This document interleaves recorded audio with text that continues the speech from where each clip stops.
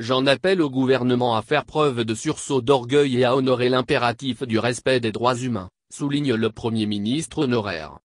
C'est un Sami Badibanga consterné, qui a réagi à la décision du gouvernement congolais de décliner sa participation à la conférence des donateurs prévue à Genève le 13 avril 2017. Ce député et Premier ministre honoraire a été le héros de cette grand-messe humanitaire en faveur des millions de Congolais. À la manœuvre pour cette grande cause, Sami Badibanga avait sollicité et obtenu l'implication de 2 chefs religieux parmi les plus en vue en RD Congo. En l'occurrence le primat de l'Église catholique, le cardinal Mansangvo et le président de l'Église du Christ au Congo, et le pasteur Bokondoa.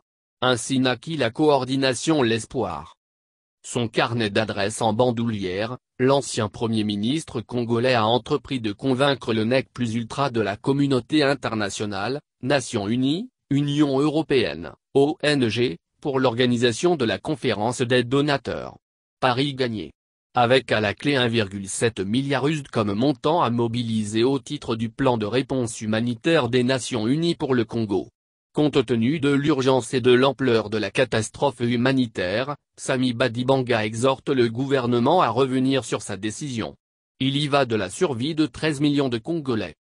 Déclaration de l'honorable Sami Badibanga. J'ai appris avec surprise et consternation la décision du gouvernement déclinant sa participation à la conférence des donateurs qui se tient à Genève le 13 avril 2018 en vue de mobiliser les fonds nécessaires pour venir en aide aux 13 millions de Congolais qui se trouvent en situation d'urgence humanitaire, dont 4,5 millions de personnes déplacées au Grand Kasaï, au nord et au sud Kivu, au Maniema et au Tanganyika. À ces personnes s'ajoutent depuis plusieurs mois à présent des dizaines de milliers d'autres que les récents développements alarmants en Ituri ont poussé sur le chemin d'exil en Ouganda. Cette situation d'extrême gravité place des millions de nos compatriotes dans le dénuement le plus total, sans alimentation, sans abri, sans sécurité, ni école ni centre de santé, les oblige à fuir ou à vivre encore dans les zones de violence ou de crise humanitaire.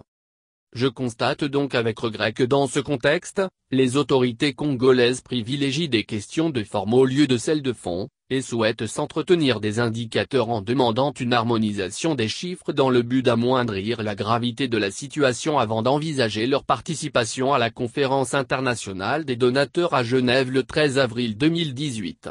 Il s'agit d'une attitude pour le moins irresponsable au regard de l'intensité d'une situation qui interpelle toutes les bonnes consciences.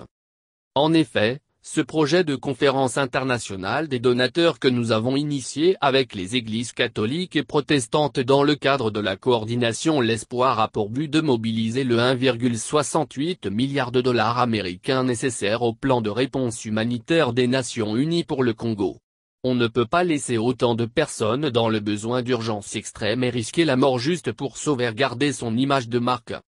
Compte tenu de ce qui précède, j'appelle les Nations Unies, l'Union européenne et l'ensemble de la communauté internationale à accélérer la mobilisation de l'aide humanitaire que les autorités publiques congolaises ne sont, du reste, pas en mesure d'apporter. Je rappelle ici la confiance que le peuple congolais place dans les Nations Unies pour mener à bien cette mission qui a pour seul objectif d'apporter le secours urgent nécessaire aux 13 millions de Congolais en besoin d'aide humanitaire d'urgence.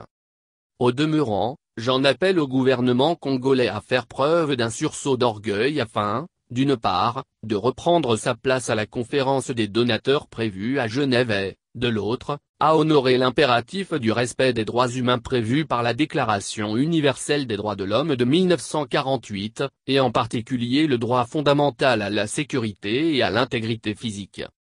Fait à Kinshasa, le 25 mars 2018. Honorable Sami Badibanga Antita. Premier ministre honoraire.